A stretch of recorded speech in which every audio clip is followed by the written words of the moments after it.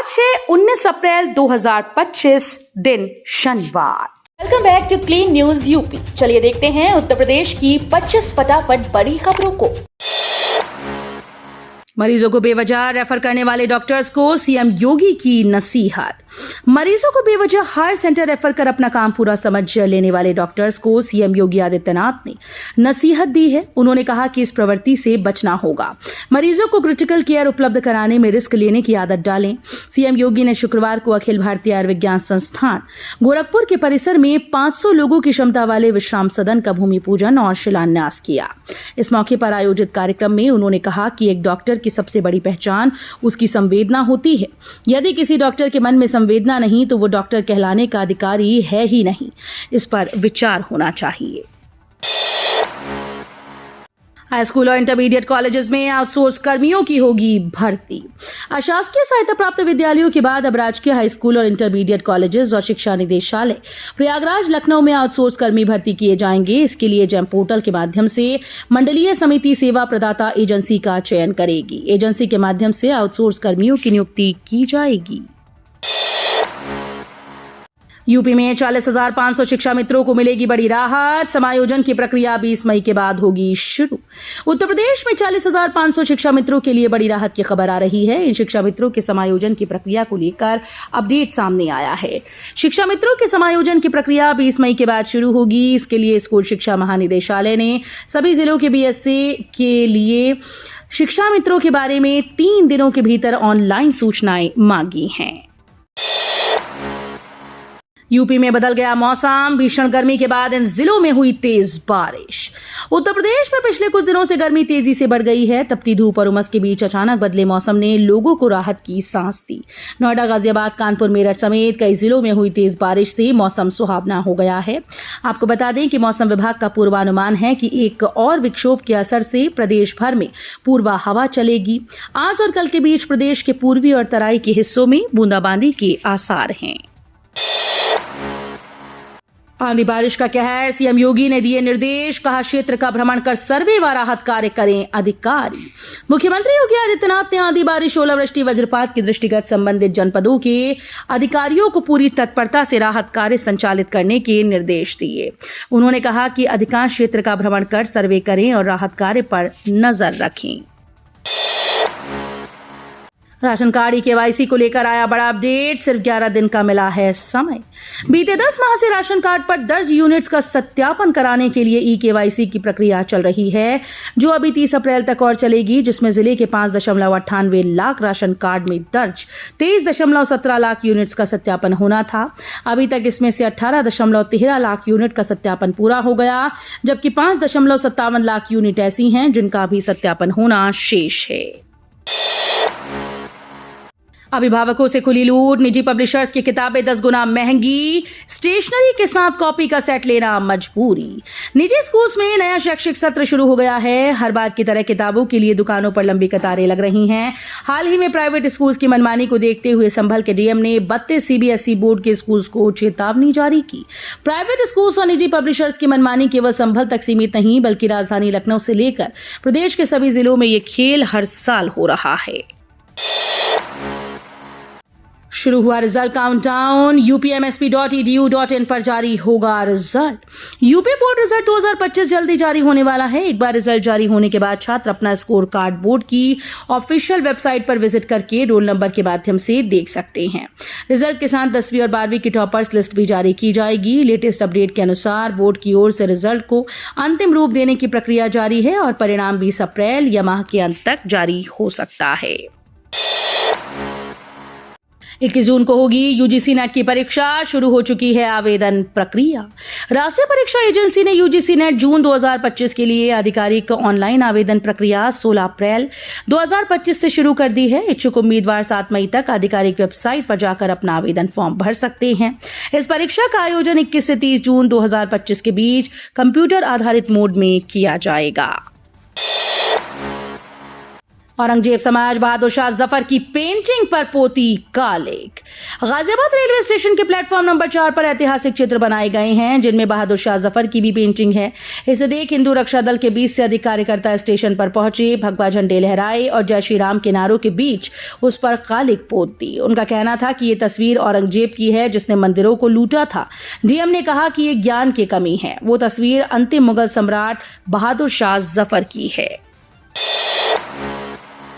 UP में बना नया पार्क, सीएम योगी करेंगे उद्घाटन, पर्यटकों के लिए बनेगा आकर्षण का केंद्र। मुरादाबाद में एक और नया पार्क बनकर तैयार हो गया है। ये पार्क मुरादाबाद विकास प्राधिकरण ने बनाया है।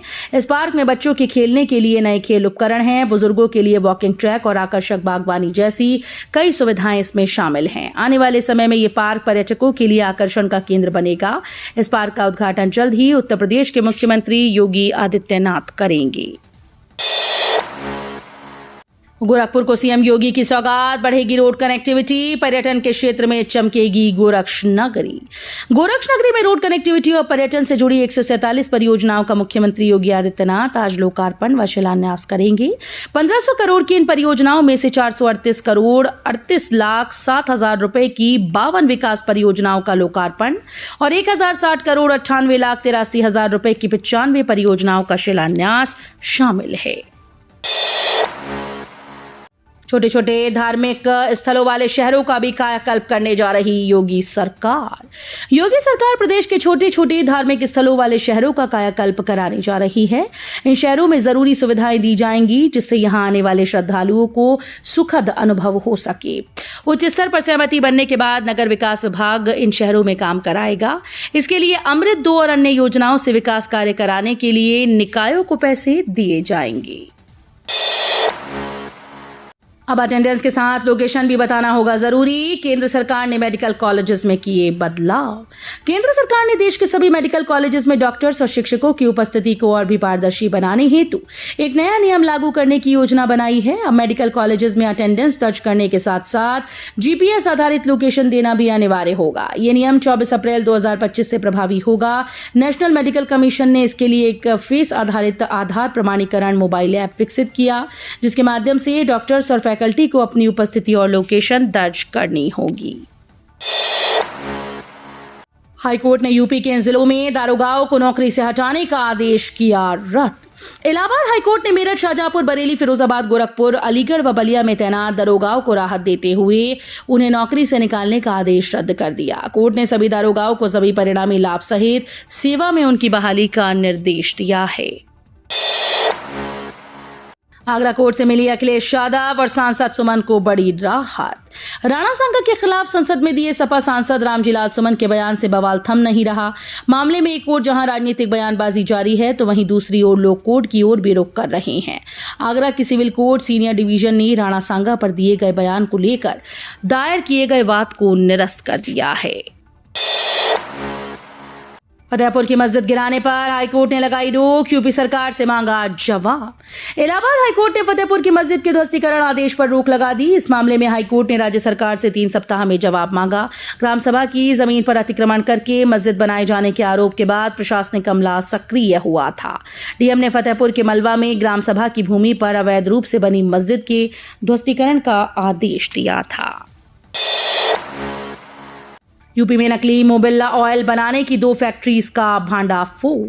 पुलिस ने नकली मोबिल ऑयल बनाने की 2 फैक्ट्री पकड़ी। शुक्रवार को छापेमारी में मौके से 2 लोगों को गिरफ्तार किया गया। साथ ही करोड़ों रुपए का नकली मोबिल ऑयल बरामद किया गया। आरोपी 50 रुपए की लागत से 500 रुपए के हिसाब से मोबिल ऑयल बेच रहे थे। पुलिस ने गोदामों को सील कर दिया। गिरफ्तार आरोपियों ने अलग अलग थाना क्षेत्र में नकली मोबिल बनाने और पैकिंग करने की फैक्ट्रीज लगा रखी थी। मुंबई, दिल्ली, बेंगलुरु, देश के 3 मेट्रो सिटी में इन्वेस्ट यूपी का ऑफिस खोलने की तैयारी में है योगी सरकार। योगी सरकार उत्तर प्रदेश को $1 ट्रिलियन इकोनॉमी बनाने की दिशा में तेजी से काम कर रही है। ऐसे में योगी सरकार प्रदेश में देश विदेश के निवेशकों को आकर्षित करने के लिए लगातार बड़े कदम उठा रही है। यही वजह है कि योगी सरकार निवेश को प्रोत्साहन देने के लिए अब एक नई रणनीति पर विचार कर रही है। इसके तहत योगी सरकार देश के 3 मेट्रो सिटीज क्रमशः नई दिल्ली, मुंबई, बेंगलुरु में इन्वेस्ट यूपी के ऑफिस की स्थापना पर मंथन किया जा रहा है। गोरखपुर महानगर के 6 वार्ड के 12,876 घर सीवर लाइन से जुड़े, सीएम करेंगे लोकार्पण। अमृत योजना के तहत 223.86 करोड़ रुपए की सीवरेज योजना जोन C2 पार्ट 1 का काम उत्तर प्रदेश जल निगम नगरीय ने पूरा कर लिया है। इस परियोजना से गोरखनाथ मंदिर से सटे 6 प्रमुख वार्डों में 70 किलोमीटर सीवर लाइन बिछाकर 12,876 घरों को सीवर कनेक्शन की सुविधा दी गई। सीएम योगी ने दिया है जिसकी जांच का आदेश, पीएम मोदी से करा दिया उसका लोकार्पण। प्रधानमंत्री नरेंद्र मोदी का संसदीय क्षेत्र होने से वाराणसी के विकास के लिए खजाना खुला हुआ है। सैकड़ों करोड़ की परियोजनाएं लगातार चल रही हैं। इन योजनाओं में घपले घोटाले के आरोप खुद वाराणसी के विधायक भी लगाते रहे हैं। इस बीच एक ऐसा मामला सामने आया जिसने यहां के अफसरों की कारस्तानी की पोल खोल कर रख दी। पर्यटन विभाग ने उन 2 परियोजनाओं का भी पीएम मोदी के हाथों लोकार्पण करा दिया जिनकी जांच मुख्यमंत्री योगी आदित्यनाथ के निर्देश पर चल रही है। ये काम रामनगर में शास्त्री घाट और सामने घाट के पुनर्विकास से जुड़े हैं। ईपीएफओ मई-जून तक नए आईटी प्लेटफॉर्म के साथ डिजिटल ओवरहॉल के लिए तैयार। केंद्रीय श्रम और रोजगार मंत्री मनसुख मंडाविया ने शुक्रवार को कहा कि कर्मचारी भविष्य निधि संगठन 9 करोड़ से अधिक लाभार्थियों के लिए सेवाएं बढ़ाने के लिए बड़े डिजिटल बदलाव करने की तैयारी में है, जिसका संस्करण 3.0 मई या जून तक लॉन्च किया जाएगा, जिससे स्वतः दावा निपटान, डिजिटल सुधार और एटीएम आधारित धन निकासी सहित निर्बाध और सरलीकृत सेवाएं प्रदान की जा सकेंगी। कानपुर में कान्हा गौशाला को मिली बड़ी उपलब्धि, बेसहारा गायों को दे रही है सहारा। कानपुर नगर निगम की कान्हा गौशाला और बेसहारा पशु आश्रय स्थल को ISO 9001 का प्रमाण पत्र मिल गया है। ये प्रमाण पत्र गुणवत्ता प्रबंधन संचालन प्रणाली के अच्छा होने के कारण दिया गया है। इससे पहले कानपुर नगर की किशनपुर जागा गांव में नगर निगम की गौशाला को ये प्रमाण पत्र मिला था। आपको बता दें कि अब कान्हा गौशाला दूसरी ISO प्रमाणित गौशाला बन गई है। मुख्य पशु चिकित्सा अधिकारी डॉक्टर के निरंजन ने बताया कि कान्हा गौशाला को ये प्रमाण पत्र सेवा की गुणवत्ता और संचालन की बेहतर प्रणाली की वजह से दिया गया है। धार्मिक नाम पर आवंटित वक्फ संपत्तियों पर बने हैं मकान दुकान, यूपी के जिलों से आने लगी रिपोर्ट।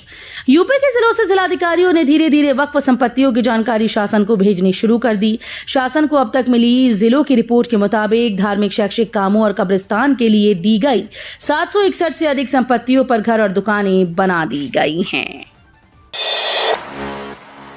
सीबीएसई का बड़ा फैसला, शिक्षकों के लिए 50 घंटे का वार्षिक प्रशिक्षण अनिवार्य, अहम नोटिस जारी। गुणवत्तापूर्ण शिक्षण और बेहतर छात्र परिणाम को सुनिश्चित करने के लिए केंद्रीय माध्यमिक शिक्षा बोर्ड में बड़ा कदम उठाया गया है। अनिवार्य प्रशिक्षण ढांचे और वार्षिक प्रशिक्षण थीम STEM एजुकेशन की घोषणा की गई। इसका उद्देश्य शिक्षकों को कक्षा अभ्यास में अनुभवात्मक, जांच आधारित और अंतः विषय दृष्टिकोण को एकत्रित करने की रणनीतियों के साथ सशक्त बनाना है। तो ये थी आज की 25 फटाफट बड़ी खबरें। अगर आपको न्यूज पसंद आई हो तो वीडियो को लाइक और शेयर जरूर करें। धन्यवाद।